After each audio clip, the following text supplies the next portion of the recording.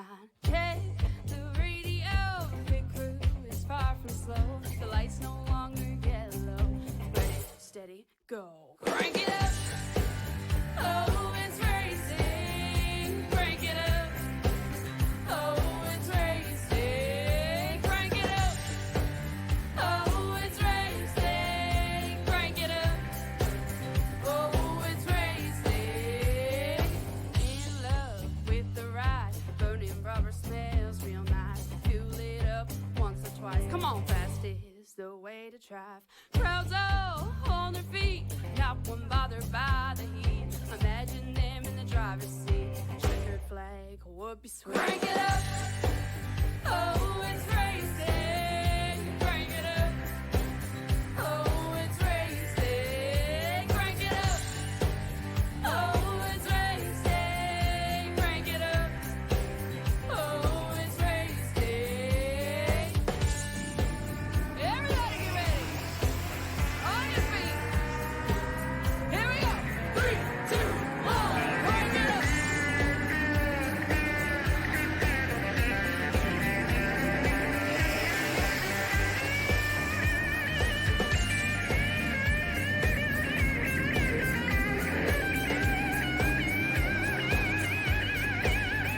Crank it up. Oh, it's racing. Crank it up. Oh, it's racing. Crank it up.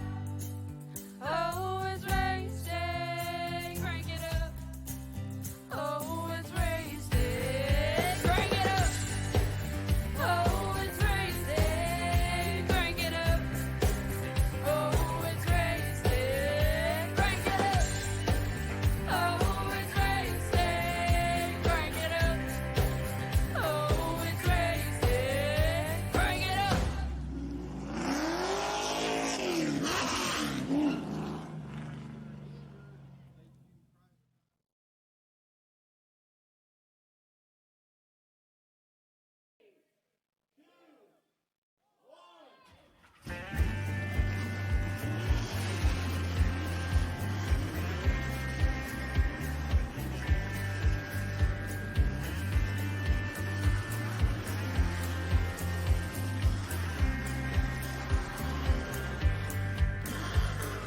Finger to the sky and a green light shining bright. The only thing I have in mind is the finish line. Check the radio, pit crew is far from slow. The lights no longer yellow. Ready, steady, go. Crank it up. Oh, it's racing. Crank it up. Oh, it's racing. Crank it up.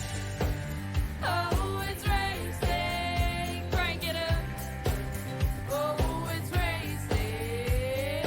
In love with the ride. Burning rubber smells real nice. Fuel it up once or twice. Come on, fast is the way to drive. Crowds all on their feet. Not one bothered by the heat.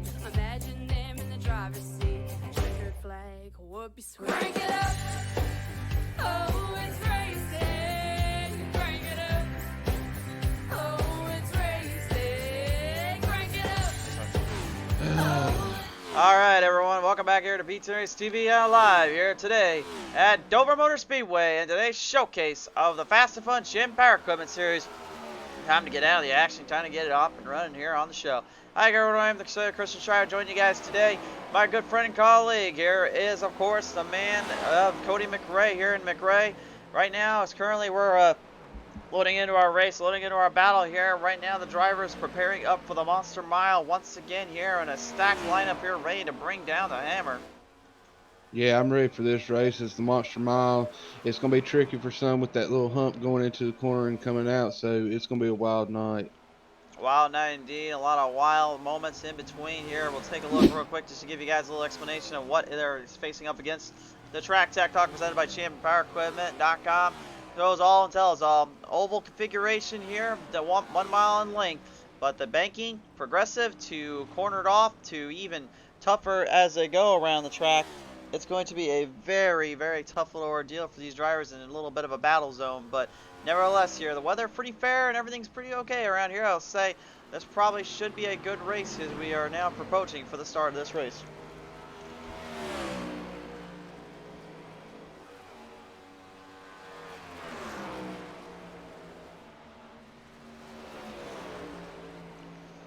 So let's go ahead and let's just bring some drivers in here, Cody, and have a listen in right now. Piloting into the Mad, number 9 today here, of course, Eli Childs here as he rocks it around here at Dover. Now, Eli, last night we talked to you here under the daylight in the skies here at Dover, but things did not go too well in the Truck Series. With the Cup Series, though, seems like you guys have a little bit more of a hit and run kind of style mentality with these things when it comes to getting the speeds. How does it feel right now?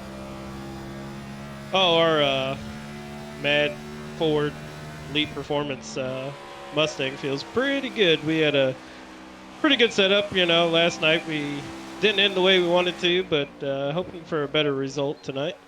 Definitely a better result indeed right now. Placing in the top 10 in practice here. Do you think the qualifying's got something interesting to see? Yeah, I haven't practiced too much quali here. We'll see.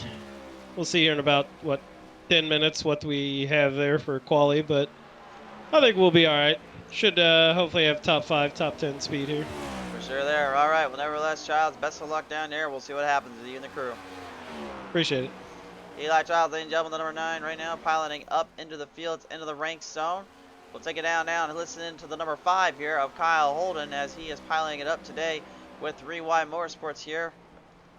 McRae will be back with us in a minute. Currently, he went down for a bra and a hot dog here at Dover. But, ladies and gentlemen, here is the number 5 Toyota Camry, Kyle Holden. Oh, Kyle, right now, things are looking okay and looking pretty all right here, to say the least. How's things going to be playing out for you and the crew, you think?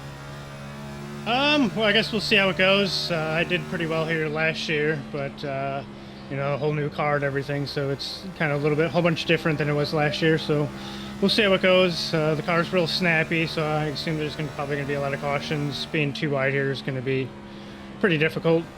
We qualified well, but I haven't been able to get much practice in, so hopefully we can put down a quick lap and just stay up near the front for the most of the race. If you have to go to the bottom or go to the high side a little bit here, it seems like you're aiming towards more of the bottom, but in the middle run, does that kind of help persuade the tires not to burn up too quickly, or what do you think there? The bottom lane is where you want to be. If you want to save tires, you slow down the most and you kind of just hug the bottom a little bit here.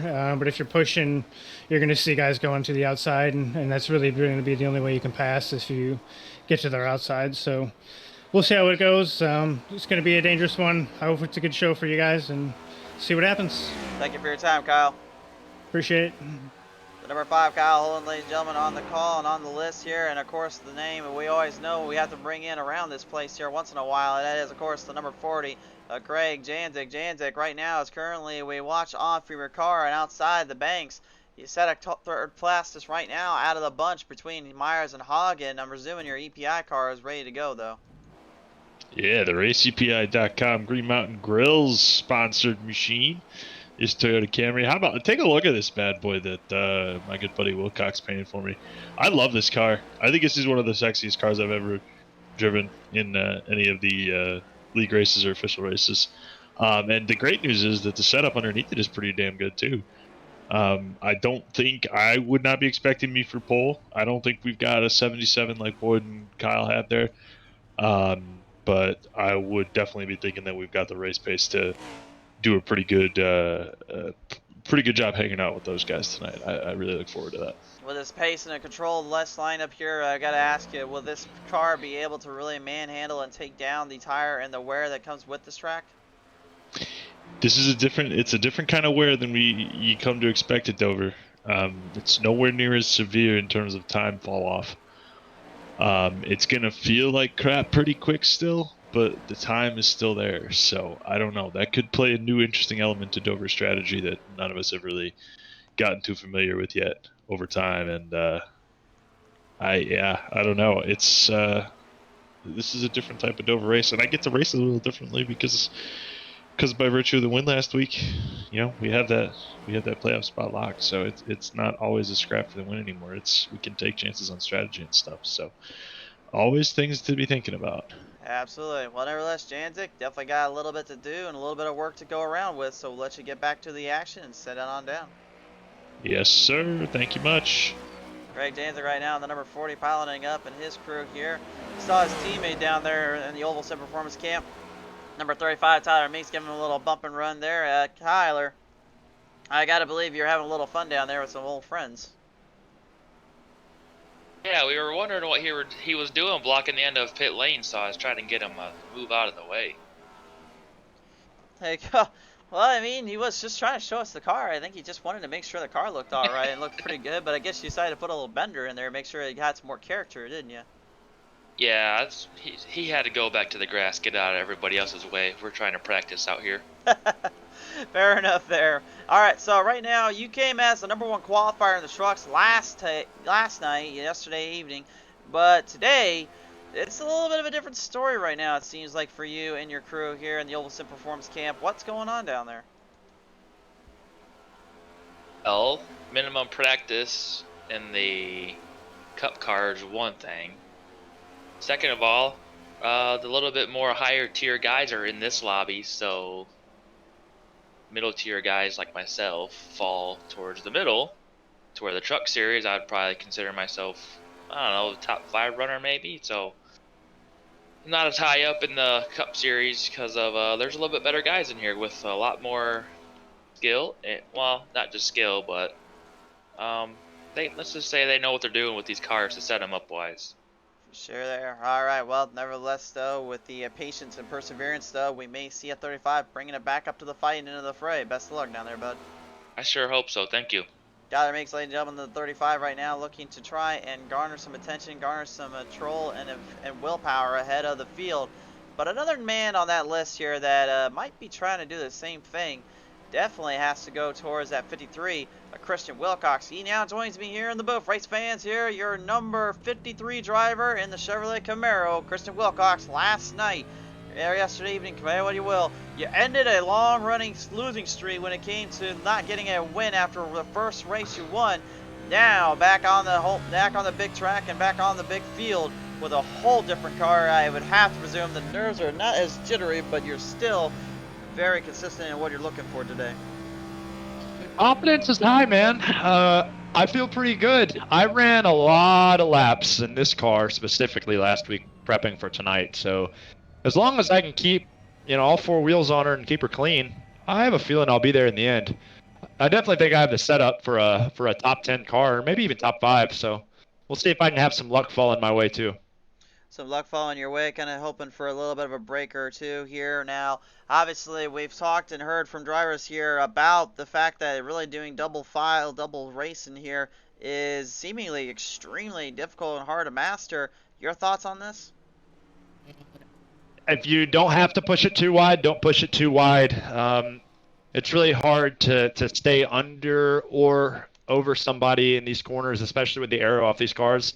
They lack the side force, so you can really get loose, and you just gotta run out of real estate. You come out of 2 or come out of 4, that wall really creeps up on you. So you got to be calculated and pretty cerebral when you're making your passes here. Well, maybe it might be able to be a little bit cerebral assassin out here, Wilcox. Maybe a little something to go with here. So, all right, but nevertheless, best of luck down there to you and your crew. We'll see what happens now as we progress on through the fields. Appreciate it. Thank you. Christian Wilcox, ladies and gentlemen, looking to try to get his strategy to play into effect and maybe take these boys down a few pegs today. In the number 22 car today here, of course, is Steve Clegg now on the line here. And Clegg, little Wendy's action going on in that 22. What's going on down there, my friend? Changing it up, something different. I liked it, and we're gonna go with it. Yeah, like it indeed, and go with it all. Now, this isn't quite a home track scenario. I think New Hampshire may be a little bit closer, but Dover, Delaware is still pretty close to the main line here. And right now, how's the track feeling for you and your liking? I honestly don't mind this track. It's just a big Bristol. Big clean. Stay out of the wrecks, and you should be able to get a good finish here. And at the end of the day, you think this car will be coming out in one piece at least? I sure hope so. I think I can said I'll be able to maybe get a top 10 out of this. For sure there. All right, well, Clegg, we really appreciate your time here, sir. Best of luck down here. Thank you. Steve Clegg, ladies and gentlemen, having a little chat to or talking with us here on the show. as field gets squared back up into position back onto the track. Let's take it down to another dump and run team here as we go to Sheldon Pearson in the number 8. Sheldon, last night, yesterday evening, was not quite the race you were looking for, or not quite the scenario you were wanting to be put into, but here today at Dover, it's a fresh start and a fresh, clean game. Do you think this 8 can really start to pilot some speeds up on these guys? Well, you know, I think I got the speed on the long run.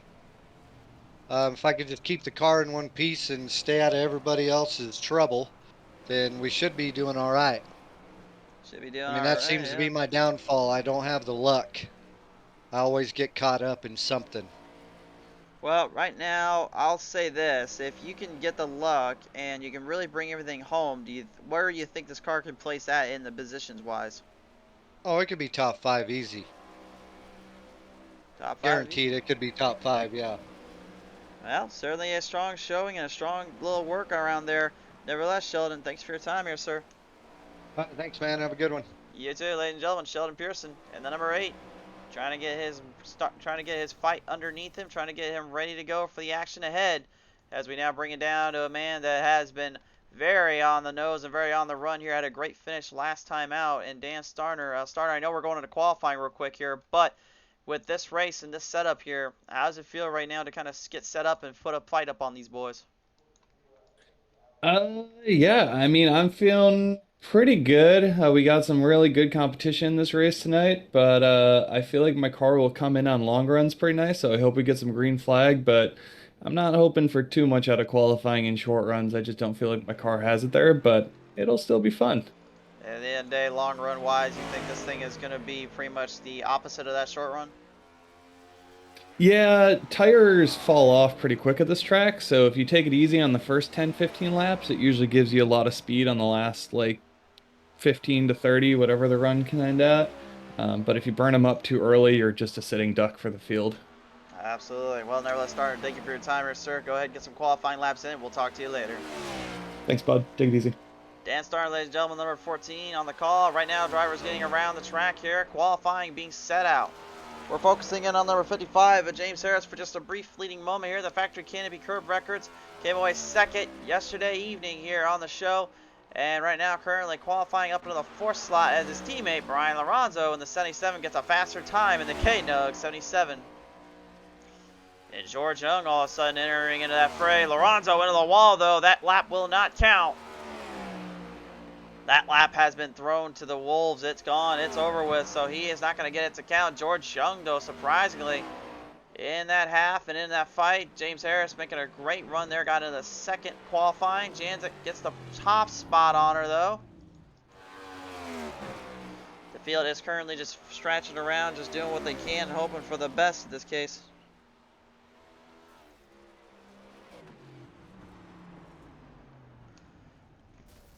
Kale Forsythe looks like under the top 10 line, so he won't quite make it here. Kyle Myers trying to set one quick time. Almost in the wall off turn 4. See if that cost him time. It did. He won't be able to beat out the 600th of a second faster of Janzik here, so that will put him into position now for the rest of this run and rest of this position here. Field right now getting set to go here, ready to bring it back out on the track here, and I was about to bring somebody in, but it looks like Thacker decided to intervene. Thacker, what do you want? What's going on? Why am I here? I don't know. You're the one that came in here. Oh, I was just stumbling around. I am pure trash. I think the janitor's cart rolled me into this room because I'm trash. If we have one race where you don't just completely trash yourself out on the track. No, I do not. This is I was feeling good, and I got no qualifying set up, which I better swap back over the race. And man, I just bounced it off the wall, and here I am. So I'll be racing from the back, and hopefully I can dodge some stuff and work my way back into the the 10 through 15 where I'm supposed to be. But we'll see. Well, didn't you say you were supposed to run in the mid-pack anyway? Isn't that where you're supposed to be at? So. Yeah, the middle is first for me. There's a 1 between 1 and 19th has a 1 in it too. Remember, so. Fair enough there. All right. Well, nevertheless, Thacker, we appreciate your time here, sir. Best wishes and luck as we get you ready to go here. All right. Enjoy the show. Yep, you too. Thacker, ladies and gentlemen, I say more. All right, real quick right now, field getting squared to go. We have a couple more qualifiers still not quite done yet. Boyd Hagen being one of them in his number 96. I believe he's probably piloting the 83 if I had to guess. Let's see if he decides to get out here and throw a qualifying lap down on the track. It doesn't look like he's doing it just yet. Got about a minute left here before we head onto the race. So, quick, let's go ahead and bring one more driver into the call. His name is Harley Barletta. He is piloting up in the 81 today. Barletta, you set a fast time in 6th position, but Hagen led to qualify. How's it feel right now? Whew, it feels all right. It's a little unstable on a long run off the corner, but I mean, I haven't run these cars very much, so we're going to see what we can do tonight. See what you can do indeed, and we haven't heard from you in a while either, so really I know you've been trying to really figure some setups up and trying to figure a car that can really handle and maintain these kind of controls in this kind of distance. How do you think the Monster Mile kind of fares for a lot of these guys, especially with these next gens kind of being a tricky little circumstance? Like you said, it's pretty tricky. She hits the bumps down in 3 a little bit, and that'll kind of mess you up, and you know, coming off the corner is going to get loose as the run goes on, so we might have a few cautions here. Well, I can at least say your 6th place spot is secure. Hagen just smacked the wall off turn 2, so you will be the 6th slot at least here in this one. Well, that just made my day. Well, you definitely got to have some work to do. We're going to get you back in, ready to go racing. Best of luck down there, sir. All right, Chris, thanks. All right, Barletta, ladies and gentlemen, here in the number 81, looking to bring it home and bring the win on down. We are set to go for our grading order here today, though, presented in part by Champion Power Equipment. Here is your starting lineup. Craig Janzik in the 40 is outside. It will be the 18, Kyle Myers.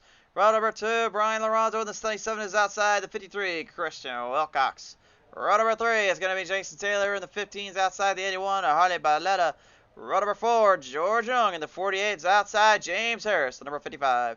Row number 5, Dan Starr in the 14s outside. 35, Tyler Meeks. And row number 6, we see the 9, Eli Childs is outside. Of course, is the 34, Robert Lawrence. Row 7, Caleb Forsythe pilots the 76 outside. The 91, Kevin Gersher. Row number 8, John Thacker. The 56 is outside. That is the 22, Steve Clegg. At row 9, Willie Mann Jr. is going to be in the 29s outside. It's going to be the 5, Kyle Holden. Row number 10 is going to be Boyd Hagen. The 96 is outside. The 4, Matthew Johnson. Row number 10 is going to be, looks like Stephen Pless, or excuse me, it's row 11. It's going to be Stephen Pless and Sheldon Pearson to round out the field here today. Our drivers are stacked, racked, and all that. We're ready to pack them on down. Big Ray may want to hurry up in here, though. I think he's trying to get that hot dog and all that. He might want to come into the show here as soon as he can. We're ready to go racing, though. Field set to march to the tune, to the beat of their own drum. The field is ready to race. Let's send it on our way. Here they come. They'll bring it down and around town. Race fans, here are the drivers of the Champion Power Equipment Fast and Fun Cup Series. Now on PTM Racing TV.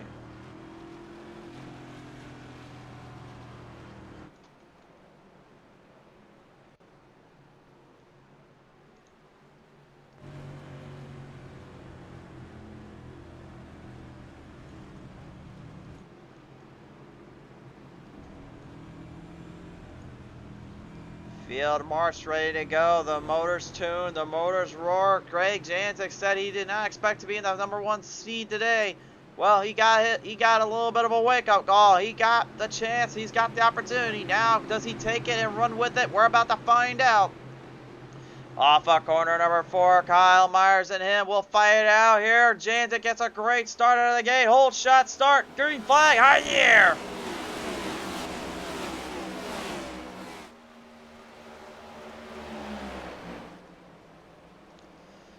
Off the start, Kyle Myers already trying to make a move off down the corner ends here, the back straightaway here, looking for some openings as the rest of the field tries to get away from the double file action. You heard drivers say earlier, if you can, avoid double file. Well, they don't want to go side by side just yet. They want to stay away from it. They're having already some troubles keeping these cars in rhythm and in control. We talked about how difficult these things are to drive in general, much less trying to hang on with this kind of speed, this kind of control. You're getting a good glimpse of that right now here on Pete Race TV.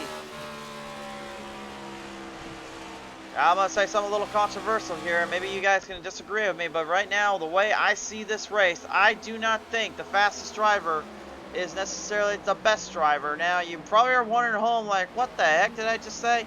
We got to remember something. This is a 120-lap race. We saw a 100-lap race last night here on the show. And with this 120-lap ordeal, these next-gen Cup Series cars are going to have to really rely on the fuel and run on the tire mileage that they can get. It may vary a little bit with these cars, but that's the biggest thing these guys are going to have to watch out for and really stay consistent with, and it's exactly what they're trying to do right now. Lorenzo, Myers, Janzik, the only top three right now, just kind of keeping themselves a distance, keeping themselves afloat, maybe social distancing slightly here.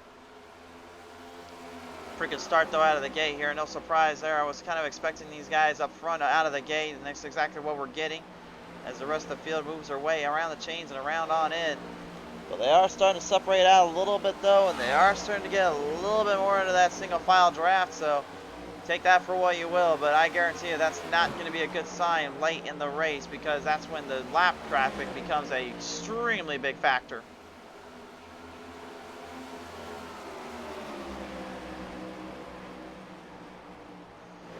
Down on the outside line right now, the number 22, Steve Clegg, looking to try to bring that Wendy's 22 Chevrolet Camaro to a bit of a hot start, a bit of a hot shot here, as Boyd Hawkins already, shall we say, not liking being in the back very much longer. I'm not surprised Hawkins already trying to make a few moves, trying to make a few jumps up in that BSM Racing Team 96 Toyota Camry. I have to say earlier that I thought he would be in the 83. I don't know why I thought that. He is in the 96, so my apologies there to the Champion Power Equipment Toyota Camry driver. I don't think he needs any forgiveness or any apologies here, really, from his end, because the Reaper Nation is reaping the rewards coming through the field, coming through the tracks. He's already passed up 5 drivers as he comes to the field. Dan started last night getting himself into a bit of a mess, bit of a scruffle or kerfuffle, a skirmish, maybe a little bit less of a brouhaha, because earlier on here in the same corner right here, coming off turn 4, him and Eli Childs get right into it with slight contact from the trucks. Going into the wall protection, Childs would unfortunately receive the worst end of it. And since then, he said point blank, I'm just going to race my race. And Starner said he'll do the same. But I guarantee you there may be a little bit of that, backlash, that little thought process still going through some of these guys' minds. I guarantee you those thoughts have not left the station since last night. 1/12 of the way here so far completed. Janzik still holding down the race lead as currently Myers and Lorenzo trying to get him. Now, the thing with this car though is that we're going to have a little bit of that late run. How bad are those tires going to be affected by the overall presentation, the overall feeling that these cars can get? There's quite a bit of weight behind them, and also that snap lock steering, as I've always talked about. You guys have heard it from the driver teams too now. They're calling it that style. The snap lock steering, this thing brings to the table, makes it extremely difficult to hold a line down solidly without having to be a little bit more conservative. Usually with the trucks, you saw them, you can actually just jam that thing left and right and it would hold line after a while, because the truck can actually maneuver and whittle its way around. That's definitely not the case here.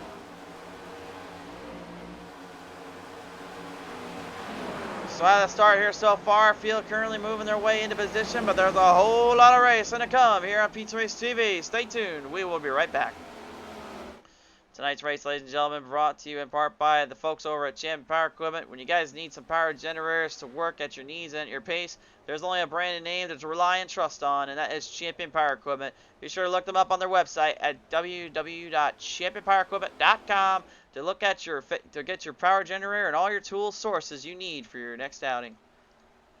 Thanks again to Champion Power Equipment for supporting the show and supporting the race today. Back onto the green flag go, as we see, looks like another Champion Power Equipment driver in Kevin Crusher bringing some BSM team racing machines up into the fight. Kyle Holden right behind that number 29, William Mann Jr., trying to maneuver and position his way through. Holden did not get a very good qualifying time in, and he knew it. He was not happy about that. But I think his strategy was more accustomed to trying to stay out of trouble and really stay out of problematic zones. Well, he certainly is doing that and then some, keeping himself under control, keeping himself in the pace and in the rhythm. Matthew Johnson right now in the number 4 trying to get a little bit of some help here, trying to get a little bit more of an Alagashi Ford Mustang up ahead of these Camaros and ahead of these other drivers. He's been struggling though, really to stay out of that mid-pack to that back-end range, really due to a lot of circumstances. Mainly, I would say, it's the setup and the control that he has over the car. He's not been able to really get a grip of it, nor has he been able to kind of stay clear and clairvoyant of what he wants to do. So I'm hoping today what we're going to see from him is maybe a little bit more of a pushback on that mindset, a little bit more of a runoff to try to get through some of these guys and try to hang on. But right now, this is not looking too promising for him and his crew. Rest of the field right now currently moving their way through the chains, moving their ways on down across the tracks here.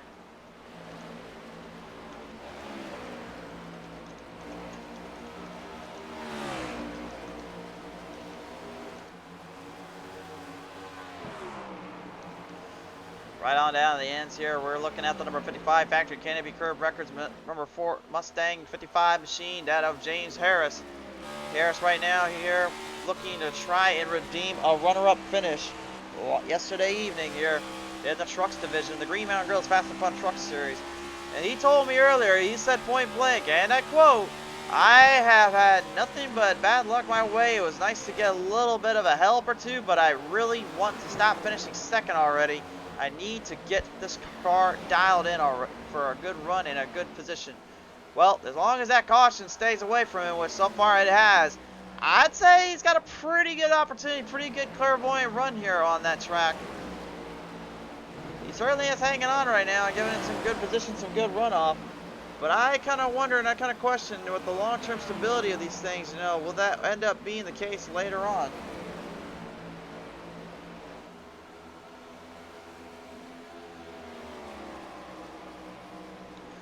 Kyle Holden in the background here, of course. Holden, what a performance he had pulled off there at Atlanta Motor Speedway just a couple of months ago here on the P10 Racing TV side.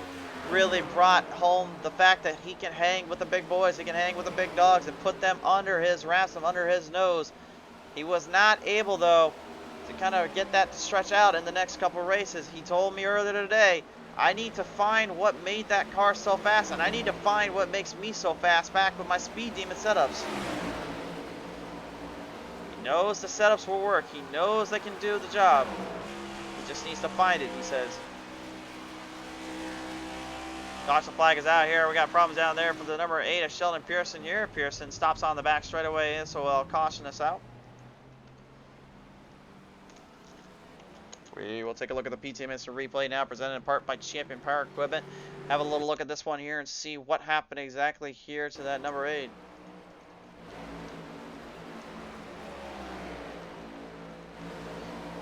And we saw earlier yesterday as well that the number 76, Caleb Forsythe, out of turn 2, was struggling to hang on and keep his line in check. That 8 snap lock steered right off into the distance, into the corner, sent back to the shadow realm, and major troubles right now for Pearson. He'll have to work his way back out of this mess and hopefully find himself some speed. As the field kind of gets brigaded in here, now let's take a listen into our other drivers here. The number 15, Jason Taylor, brings us into the Ford Performance Motorsports 15 machine. Jason, how you doing, bud?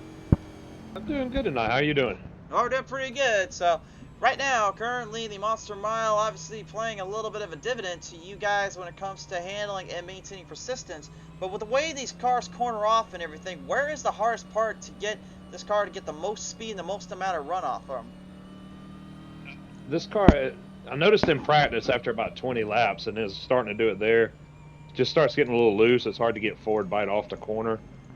I was actually trying a little bit there, running a little higher line in and then straightening the corner out, and it seemed to really help me out. But I think tire management is going to be big.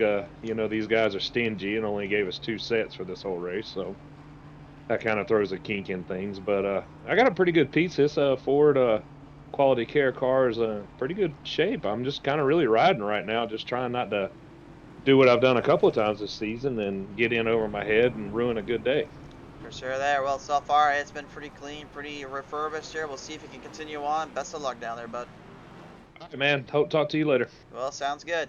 Jason Taylor, ladies and gentlemen, right now looking for his first win in the Cup division. Does have a race window here on Pete Series TV as, well, I'm not really sure what the heck was going on. Matthew Johnson down there.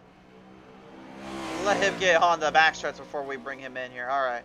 All right, well, right now he is now on the call with us, race fans, and Matthew, I don't know what the heck happened coming out of pit road. I don't know if that snap lock steering got the better of you or what happened there, my friend, but this thing was a little bit in the grass, opened up some lawn care services, wasn't it? Oh yeah, I got a little throttle happy there. Just you know, seeing the off-road capacity of these cars. For sure there. Now, I'll ask this, how is the off-road? We know how it's on dirt, so what about the grass and the off-road style? Do you think we can put them in rallycross races? Oh man, this would be absolutely ludicrous in rallycross races. It can be done, but oof. Oof, indeed. Well, nevertheless, though, I have talked about it earlier in your struggles here, being kind of from the outhouse and then the mid-packs here, and really trying to find that speed, that distance here.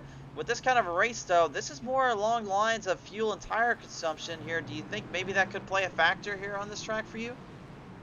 Yeah, that's why I just took some gas, no tires. Just gonna, I don't know, see what happens. Taking it easy, trying not to destroy my tires.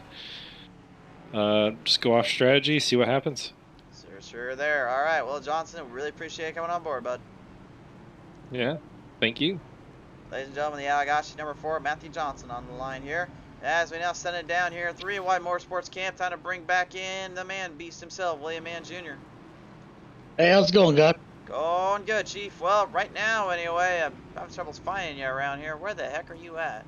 I'm just hanging out back of the bus. I decided to fuel up. Oh, hey, there you and, are. I had a bird poo on my windshield. We needed to clean things up, so went and got an ice cream and ready to roll.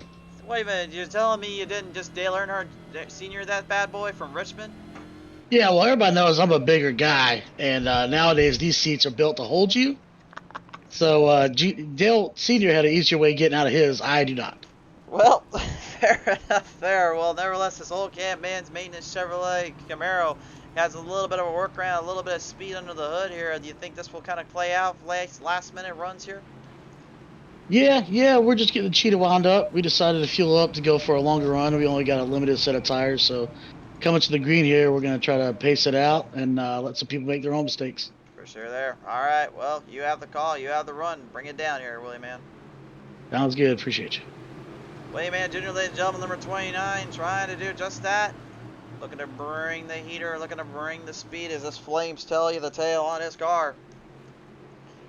All right, race fans, here we go. We're going to bring him right off of turn number 3, down on turn number 4 this time around. Field set to motions, field set to green. Off of corner number 4, bring the speeds, bring the horsepower. Green is out.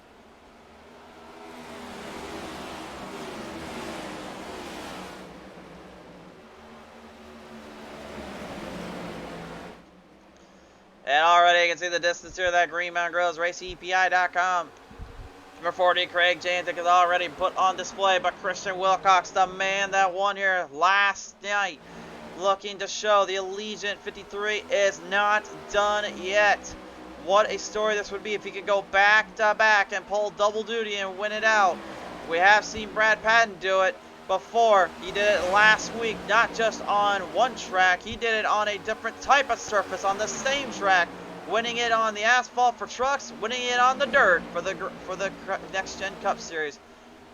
Still one of the most shocking performances I've ever personally witnessed here on the show, and it right now kind of stands as the hallmark for any driver to go for and really take on. But these guys are no slouch at taking on the other. They're looking to fight it off, looking to bring out some speed, bring out some momentum here as they continue to dive down to the corners and look for the runs. Every man for themselves right now currently as the field is starting to shrink and dabble around the track. The mad number 9 of Eli Childs here moving the chains on in, looking to get some run here on the 5 and the 34. Both guys right now in a hot dash for supremacy. Lawrence trying to hold Holden off while Holden managing to use some of his wits and his strategy plan here, really to go for it. And if you're wondering where McRae is right now, guys, I think he may be stuck in the waiting line right now to get one of those famous meals down that Dover has. I know the Martinsville track has the famous hot dogs, but honestly, I think Dover right now, I think he's trying to go and find something from the sea, so because he can't get out of the concession stand, so maybe he might go find me some lobster down there or something. I don't know. I know Maine's usually where you find the monster lobsters at, but I mean, hey, Dover's got to have something around here, doesn't it? Well, anyway, right now here in the Motorcraft Ford Performance Motorsports, number 15, Jason Taylor. Keeping his distance, keeping his shot on the mark, keeping it right up there with Harley Barletta and Boyd Hagen. Problem for him is, Boyd Hagen is just another league of his own. This man is something else.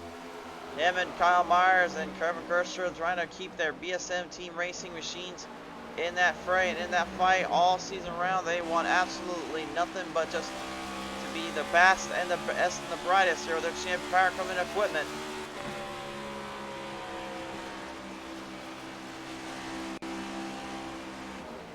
Myers dialing down low here, doing the too cool to be fooled. 81 here as we swap the numbers to an 81 to an 18. GMG Kyle Myers takes the position over for the top 11, looking to get to the top 10. Brian Laronza right now, the only other driver here trying to represent for the 3 Wide Motorsports camp in the top half, in the top division, trying to keep up with Jantic. But Jantic right now is using a lot of wits and a lot of strength to go in. And the funny thing is last week he got his win already. He does not, 2 weeks ago he already got his win. So the thing is, he does not need this win. He does not need to get a win to get into the playoffs. He's already locked. He's already loaded in. And right now anyway, that's a huge deal. That's a huge gain in ground for him and his crew. He knows, with that being said, he said it earlier too, I can just go out here and relax. I don't have to be forced or pressured.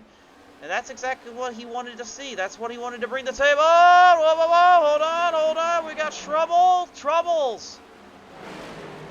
Well, he may have been too cool to fool, but that thing was not exactly cool-headed off of turn number 2. My, watch out for the 81. Here's our look at it. Drove it in deep, says, let's see if this sticks. And, well, it stuck, but there was also somebody else that stuck with him. Kevin Kirschner gives him a bump and a rub there and a runoff.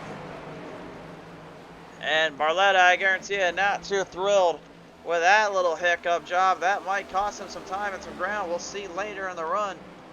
Fielded back into position here. Drivers now on the brigade looking for a travel around. 69 here, Stephen Fless going to be putting laps down here as the 22 Steve Blake's just trying to get around him and avoid trouble and confrontation. Blake has also quite a few laps down too, actually, so he's also on the brink and on the bubble. Oh, look out out of turn number 4! Woo, boy, hold on! No!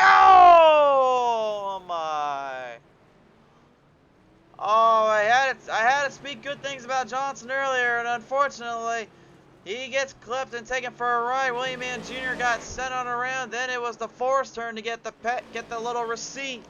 And both drivers coming to a deadlock stop. Let's take a look at the PTM Instant Replay presented by Champion Power Equipment.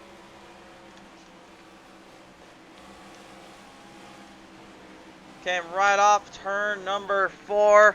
William Mann Jr. I don't think intentionally trying to get him. I think he was trying to back off from the way you've seen it there. But really, at the end of the day, I mean, he got hit and he got thrown around. Really had nowhere to go. Neither did Thacker, though. Let's take a look at Thacker's onboard camera.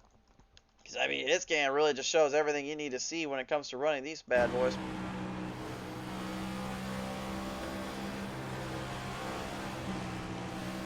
Parked it right up there into the corner, tries to get away from the mess, and then he's like, well, I found myself in it.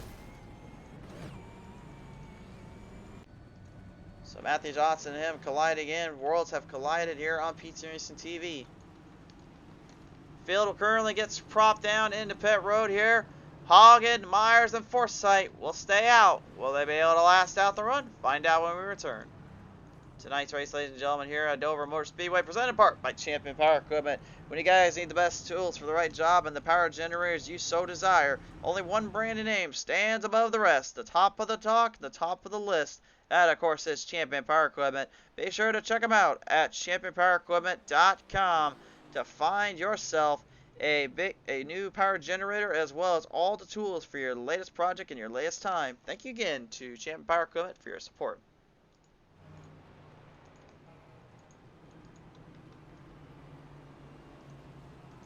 Field right now going to get squared back into position here. We're going to go ahead and have a listen in with some of our other guys here as they come off pit road. Everyone getting somewhat redeemed and reclaimed.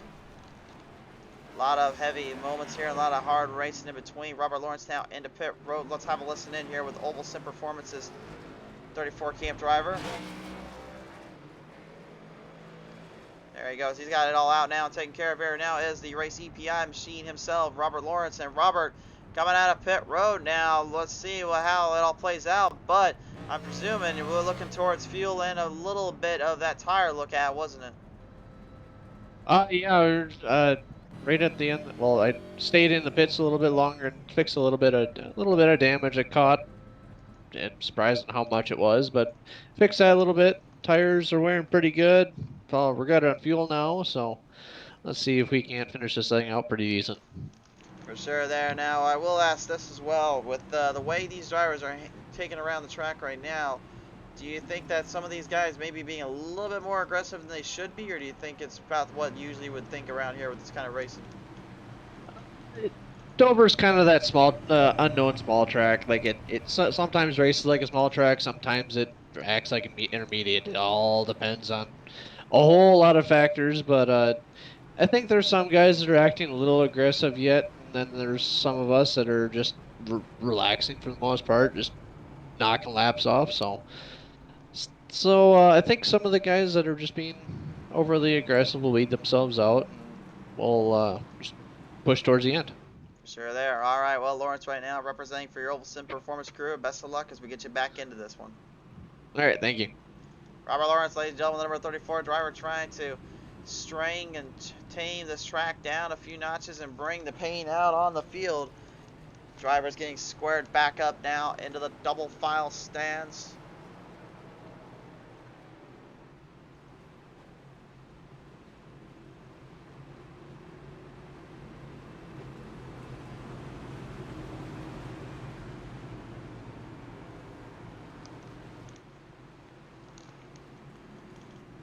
Coming off the ends now here. The field is set back to go racing here. Set back for the action. We're going to get them back to it. Off the close corner circuits now. The field is set to go and set ready for race action. Hagen, Myers, and Forsythe stayed out. Lorenzo, Janzik, and Harris right now looking to try to get back at them. Will they be able to get it going, though? That remains to be unknown. Off the distance in a corner number 3, down in turn number 4 this time on by here. We'll send them back on their way and back onto the track. Looking for the green flag start as they work their way around downtown into turn 3, down turn number 4, into turn 4 they go. Green's back out. We're underway.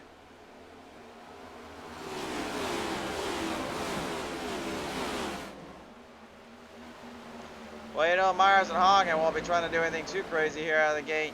Hagen, though, he's already pretty much locked himself and secured his name in this series.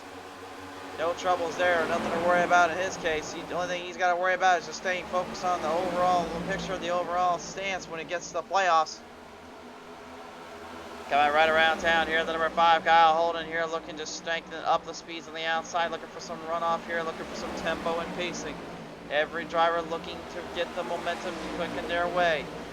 Starting to charge up a little bit more. Every driver right now in a hot brigade, hot fight slash battle.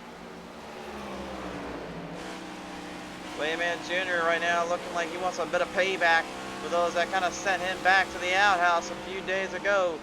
Looking to make some moves, make some runs here. The old camp 29 Chevrolet Camaro. Looking for some starts, looking for some positions here. Everywhere they go, they're finding the speeds they need to go. John Thacker, the 56 driver right now, the Ford Mustang, he's certainly been put into a very big ordeal, a bit of a tough spot, to say the least here. having to get into that mess he got into with Matthew Johnson. I think right now he's just trying to avoid anything else that involves that kind of circumstance or that situation. Easier said than done, I will say. That definitely takes a lot more power and speed around. By the way, Jeffrey Lee Bell, I did not forget you, my friend. You know what time it is. Get your lemonade ready, boys. He's talking, of course, about Stephen Pless here in that 69 machine, usually, who has a lemonade style scheme on there that all these years and all these months we've broadcasted, he was the only guy that had a lemonade stand car on that thing, and now he's driving for the Fox Racing 69 camp. Bit of a different outlook, different little appearance, I would say, but still works out okay, I would say.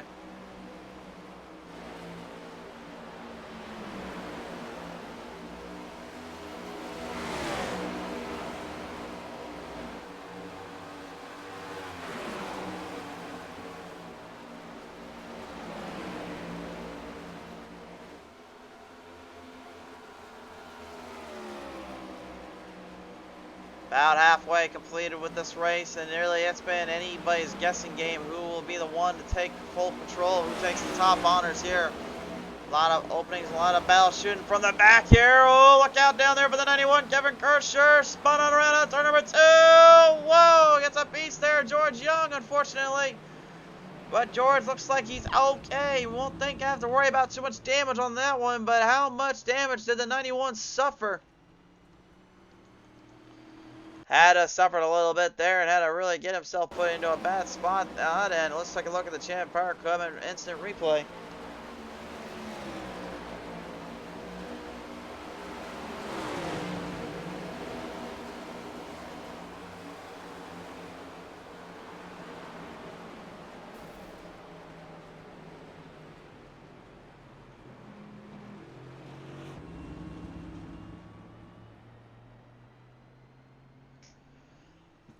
Yeah, well, a bit of a mess there, unfortunately, for that 91. We'll see if maybe he's able to bring back some speed, bring back some momentum here as we bring it back down to the track side.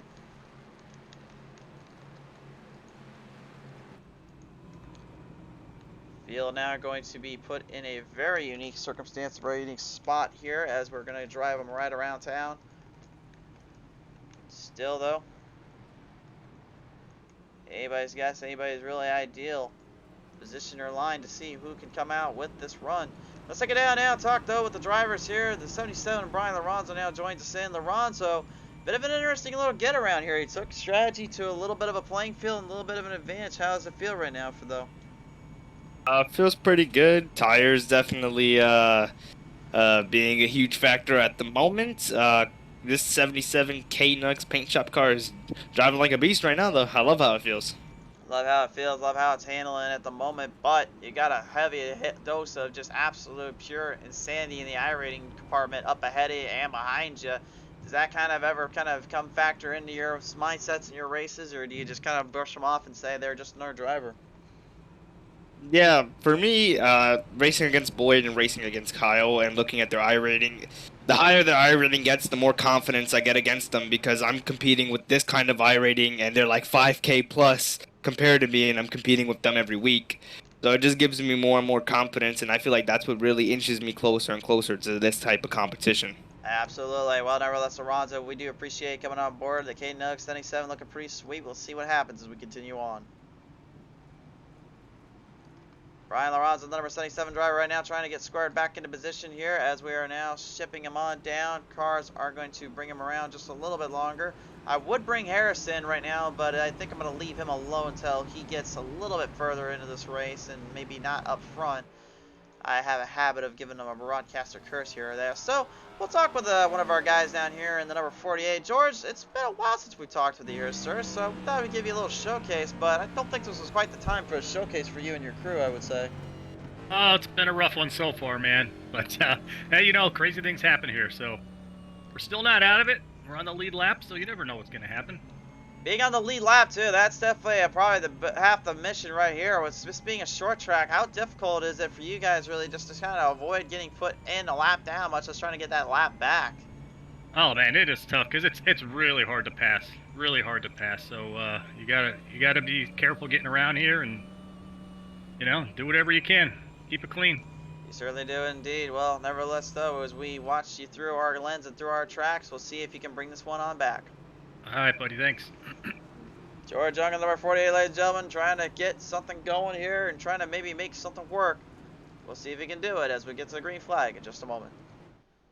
Today's race, ladies and gentlemen, presented in part by our friends over at Champion Power Equipment. You guys need the rest power generator tools for the right job? Only one brand name stands above all, Champion Power Equipment. So be sure to check them out on their website at www.championpowerequipment.com. Also, be sure to hit the website down in the description below. And thanks again to Champion Power Equipment for all their support this season.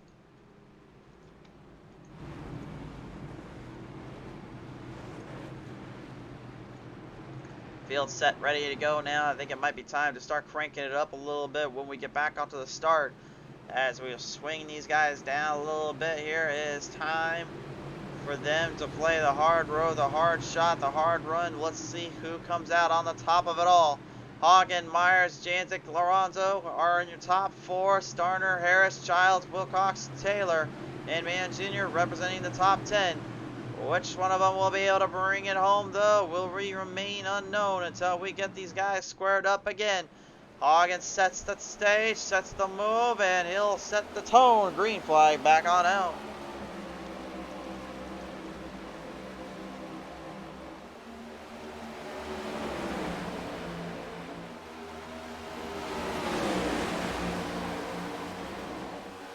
Sets the tone in, sets these fields up now into position, and it's time to crank it up a notch, race fans. Let's get it down.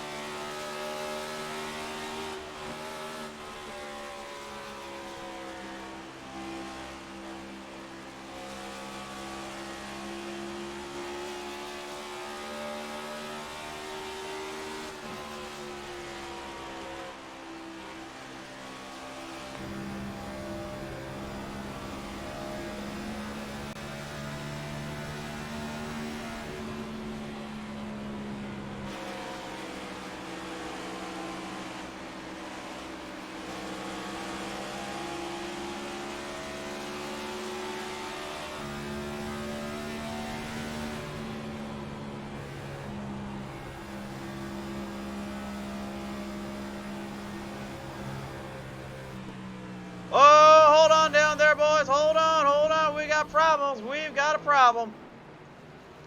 Big problem there coming off of turn number 2. It looked like there. I couldn't quite tell who was involved. I think it might have been Harley Barletta, Thacker, Young in that mess. 81 of Barletta has got smoke coming out of the transmission.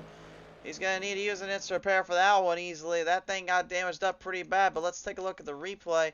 What happened here?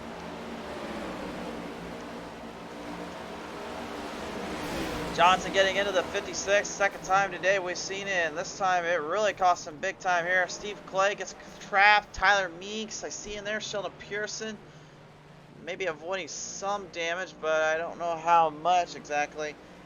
Thacker though, man, talk about getting a bad break here. He's been dealt a bad hand before. Well, here's another one of them.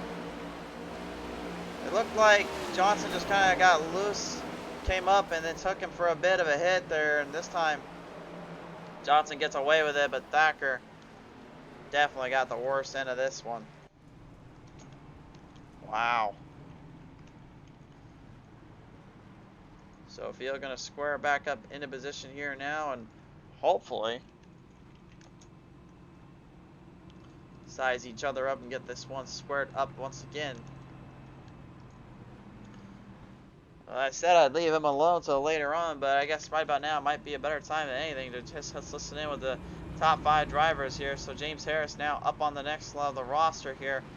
See how he's holding up okay here. James right now currently, things have been absolutely wild from the trucks and in the cup here. He finished second yesterday, now in the top 5 once again. Podium in the sights. Quite possibly, man. We didn't get a lot of practice in this week just due to the personal life, but she felt good in practice. I've kind of felt fell through out here in the first half of the race, and I know what to expect now, so I'm kind of hoping we can get another podium tonight.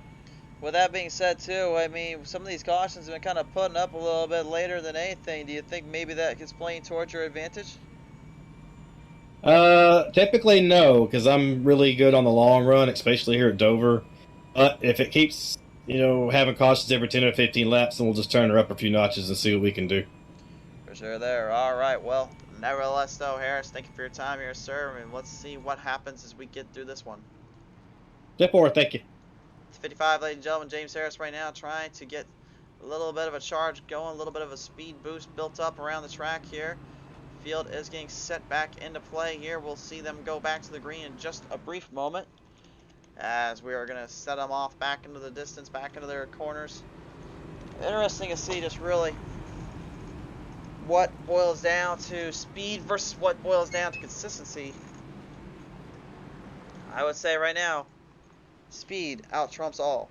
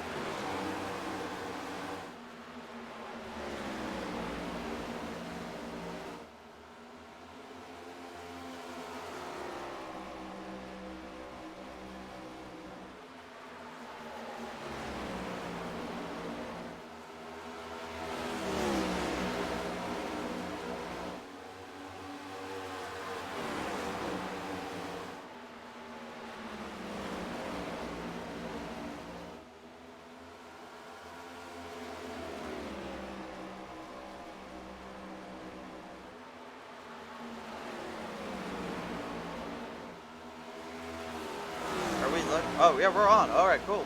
So it looks like we had a little bit of power loss here down in our studio here, unfortunately, and I had to choose the perfect time to come back on, didn't I? Matthew Johnson spinning out of turn number 2 here. Problems down there for the 4. Once again, yellow flag back on out. I guess I had to find the right time to get my mic and everything back fixed up, as well as my camera system. Bit of a... Hire your producer.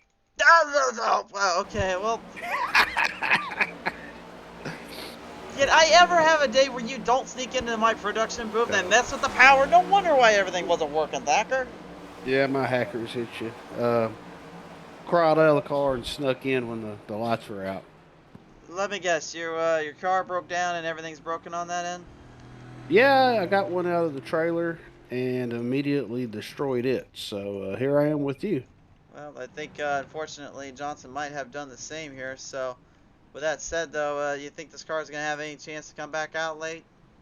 No, no, no. It is toasted. It is about 40 minutes from now. I'll be able to get it out of the pits, and I think the race will be over. I would presume so, my friend. I am sorry to say that, but hey, I mean, at least now you can hang around with us for a little bit and chit chat a little bit. Yeah, I'll see how things are going. How's the race at the front? I noticed Boyd Hoggins been pretty quick when he's blown by me earlier. Well, he was hanging on there. He's been doing a pretty good job moving 18 spots up through the field, taking over the #1 spot. Myers and Janzik have been trying to find a way to match his speed, but at the moment anyway, Hagen is the one that is too tough to take down and too tough to figure out, as much as he's been controlling the narrative for himself. Hey, you know, I got Brian Lorenzo as a sleeper here. Guys always manage to stay up front. I think he's going to do a late lap surprise on you. Well, I mean, he has been showing quite a bit of speed and quite a bit of consistency no matter what gen he's in right now. He's been in the Gen 6, the Gen 7s, and of course the Truck Series. He won a season championship there. I mean, he's definitely a name that a lot of drivers definitely cannot root against or root out from, taking the top spots each time he comes out. Yeah, he's a safe bet. It's almost cheating to pick him.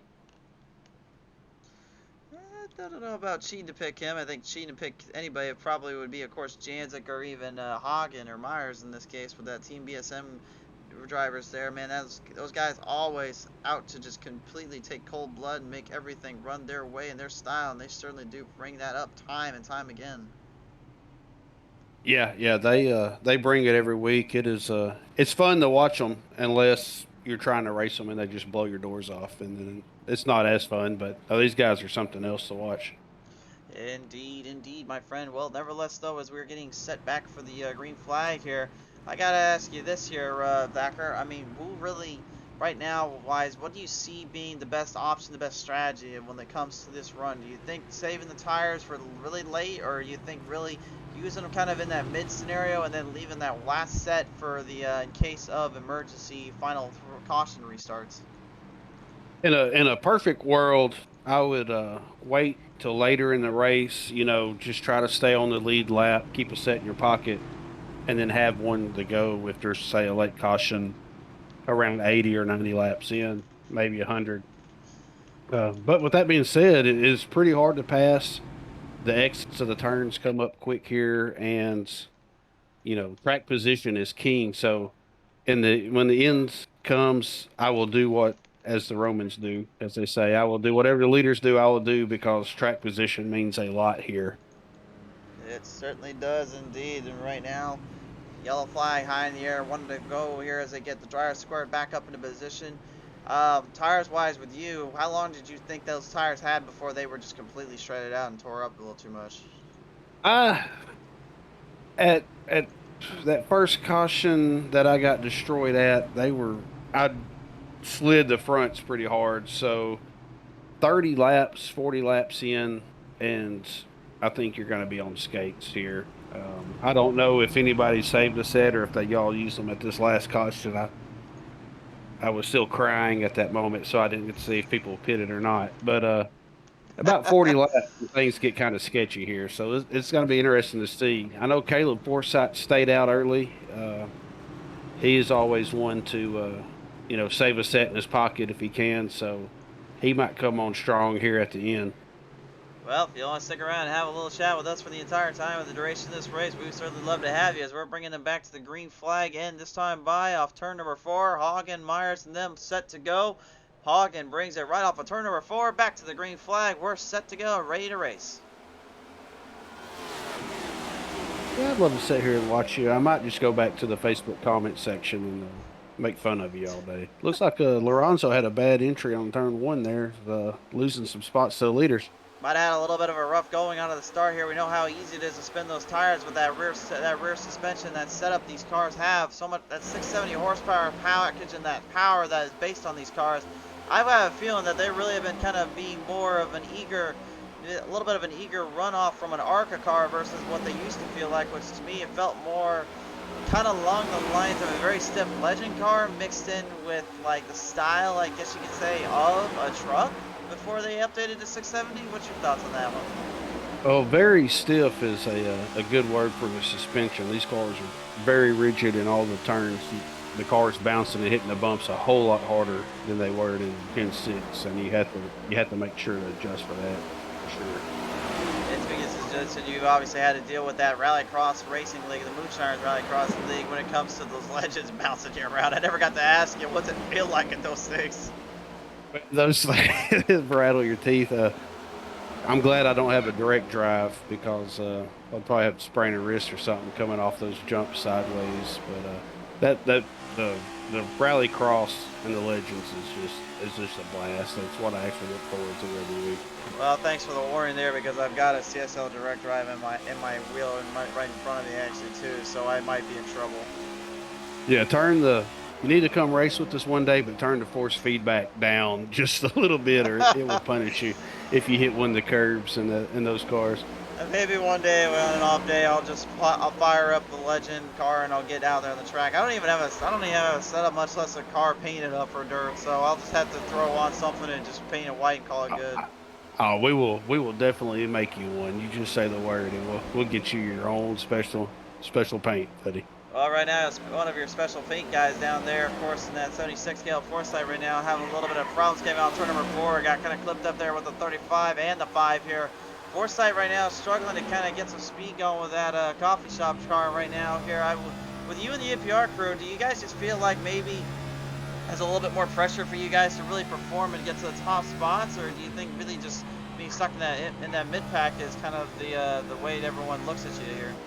I mean, we jokingly say the middle's where we want to be, but you know, we always try to run up front. And Caleb's had a pretty good start to this season. He's had some worse luck as of late, but no, he wants to be up front, and he'll push it some, and that's where we always get ourselves in troubles when we start to push it just a little too much.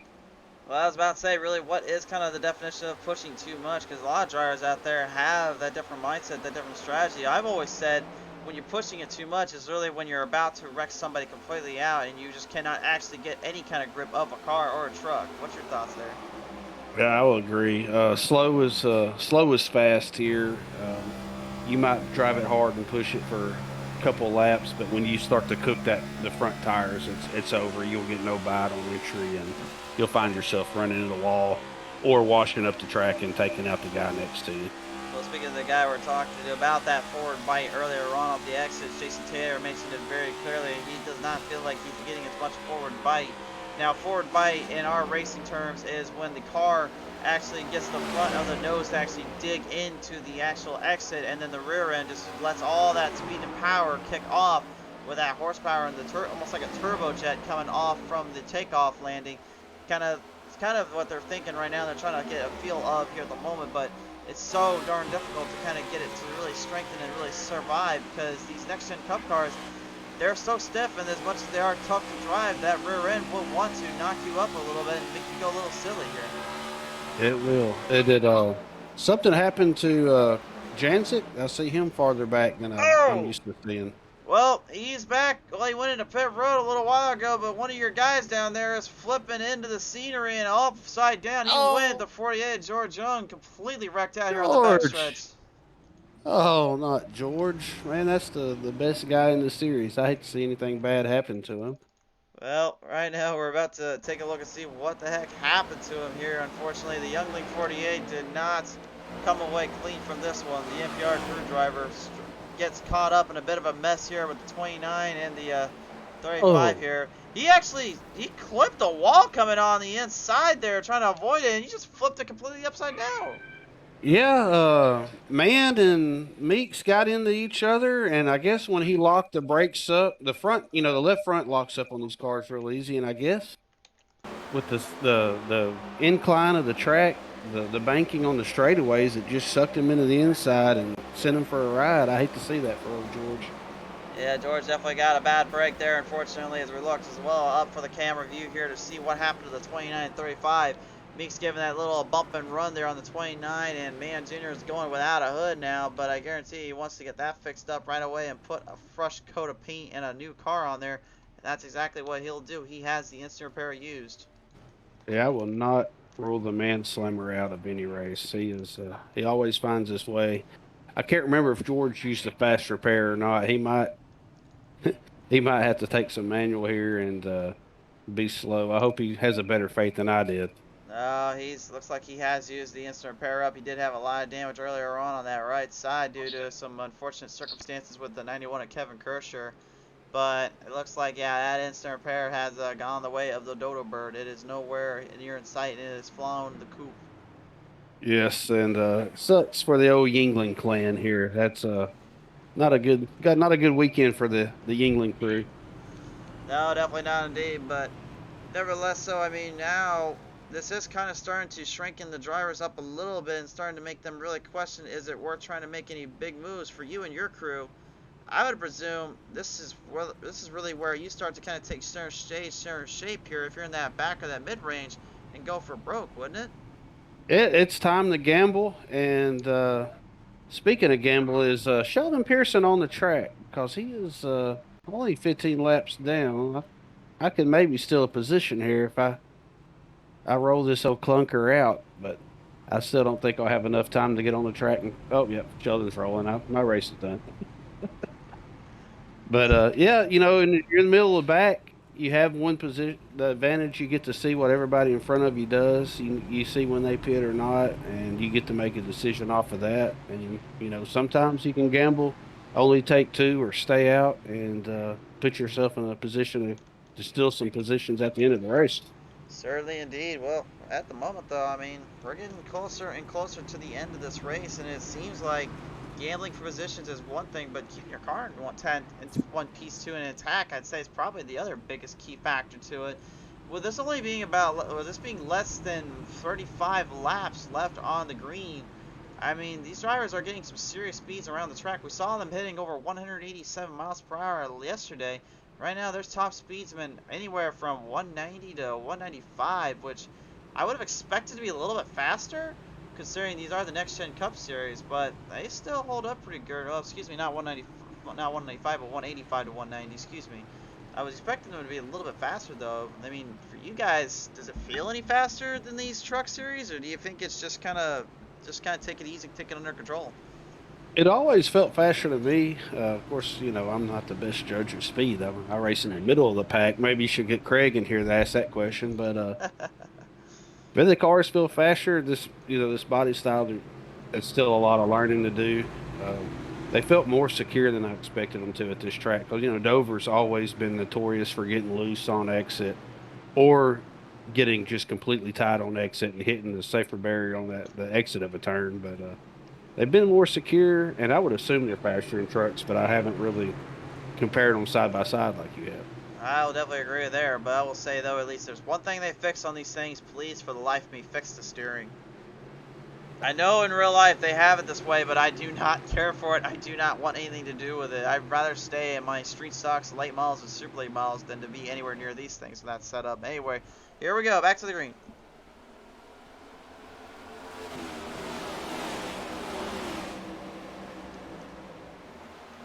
Did I sound kind of harsh there, probably saying that, you think? I don't think so. Fair enough.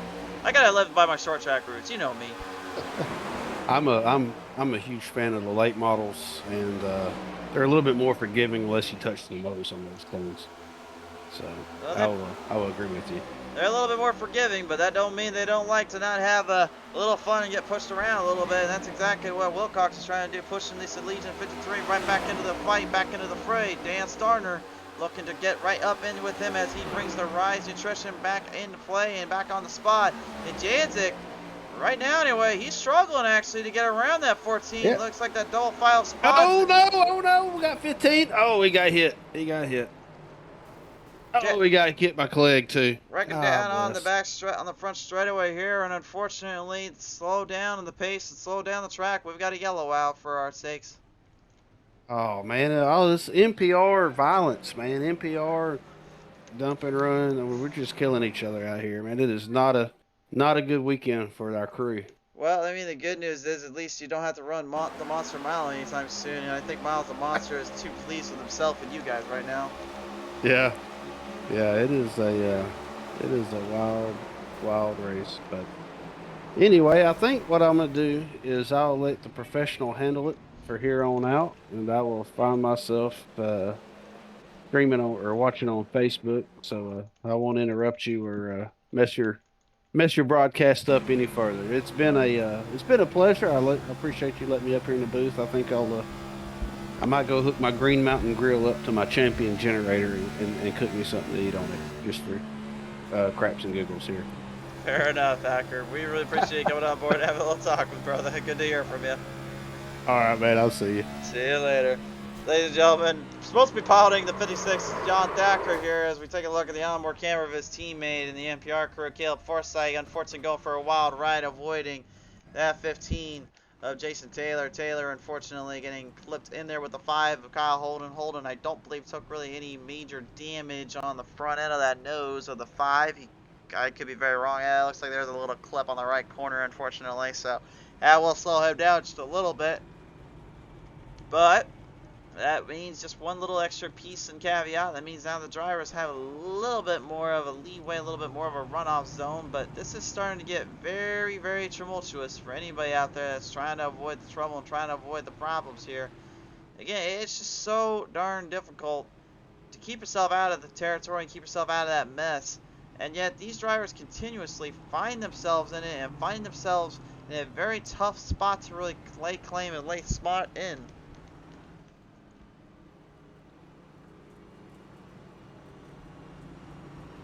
Still, though, there is still a chance and still a little bit of a run around here for these drivers to maybe bring out the power and bring out the speeds.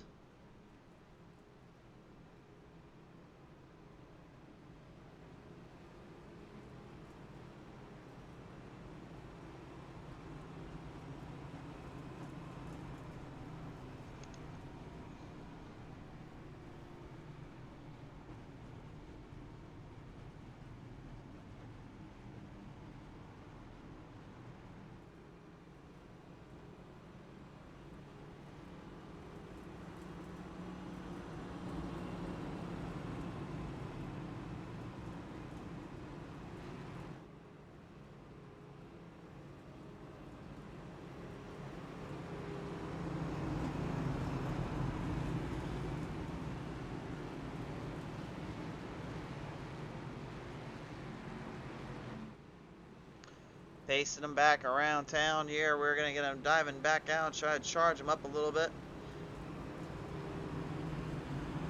Every driver for themselves here at the moment. Still a lot of big workarounds, a lot of tough competition and strategies put into full effect.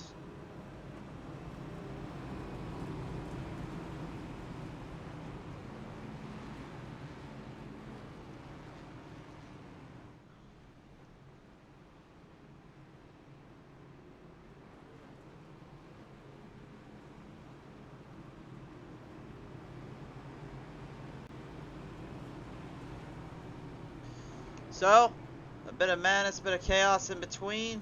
Field ready to swing this one up a little bit and maybe bring some speed back onto the track here.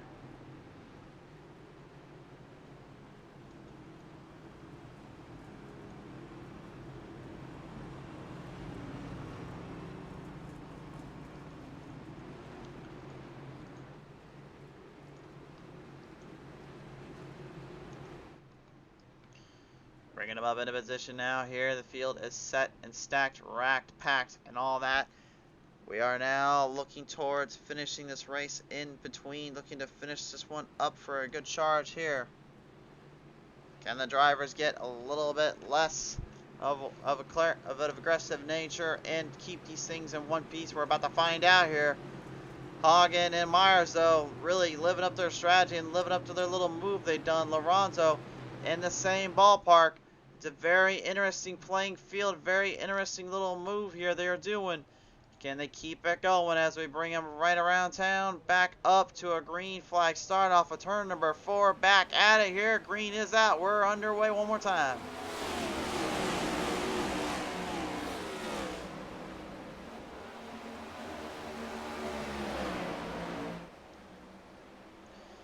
Hammer down time off of turn number 2. See if we can keep it green. The Mean Green Fighting Machines trying to make some moves early.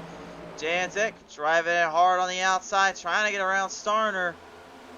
The last time Janzik was here, and I don't think he wanted to be reminded about this, but it was here. He literally had a snap lock steering go into effect in the Gen 6 car, costing him precious time and almost a chance to be in the playoffs. He said to me earlier he wishes he's never had that race pop up and never wanted it to begin with. He got so lucky in his mind that he was able to even survive and conquer into the Final Four, but it would be still not enough to win a championship outright. He lost it in the Final Four race the very next week.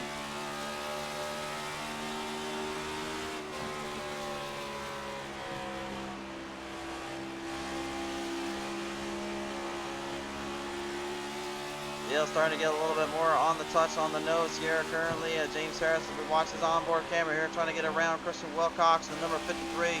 Wilcox right now just kind of staying a little bit more under control, a little bit more preservative in his line, in his sight. The driver's really looking towards openings, looking for some speed and control on the hood and on the track. 23 laps left to go off the bat on the front straightaway here. Now a little bit of a fight around town here. Craig Janzik now starting to make one last ditch effort to get to those front boys and make them suffer for this one. He's got tires, he's got speed, he's got control, but now he's got to find a way around an old rival of his. An old rival of his and an old nemesis as well. But right now, Hagen and Myers are just getting further and further ahead of this bunch and ahead of the transitions. Transitions right now really evolving around what goes down from the bottom to the top. If you can find a way to work the middle in a little bit, that does save the tires slightly here, which again, they definitely need to have all that help and every little bit that they can get here to really strive and conquer, and that's what they're after, they're looking towards. Entering down to the turn here, the number 15, Jason Taylor, going straight for the run, straight for the low line, puts Willie Mann Jr. into shame and puts him up on the out banks. Puts him to shame and makes him tame. I don't think Willie Mann Jr. is going to appreciate that very much, so. And it looks like a little problem down there. Kyle Holden going way too low off that end here. Lost power coming off turn 2. Looks like, or 4, excuse me, couldn't get some bite off that turn. And looks like now his race could be all but wrapping up and settling down on the scoreboard here. What a tough break here for that 5 of Kyle Holden, man. He looked like he had something really going for him and his crew, and now has to live with the added pressure and the added benefit of knowing this thing was just not enough today for the Speed Demon setups number 5.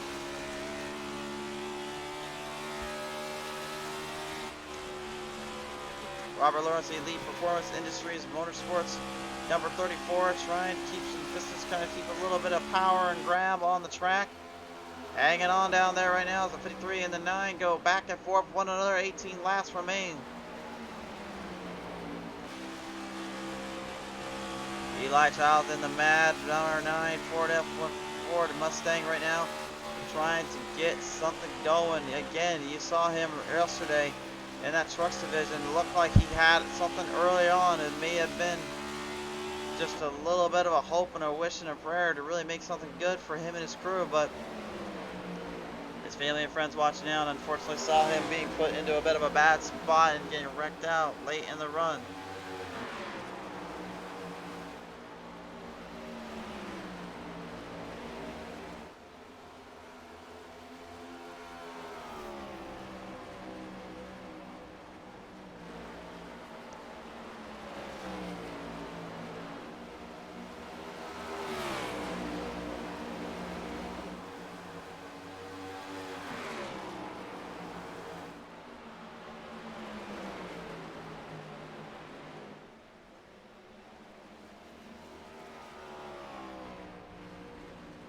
Yellow flag out, trouble right now for the number 35, Tyler Meeks and Stephen Pless.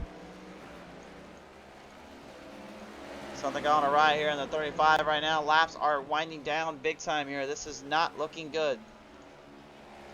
This is going to make things extremely difficult for these drivers, knowing they are coming up on the brink of this race and the end of this race control.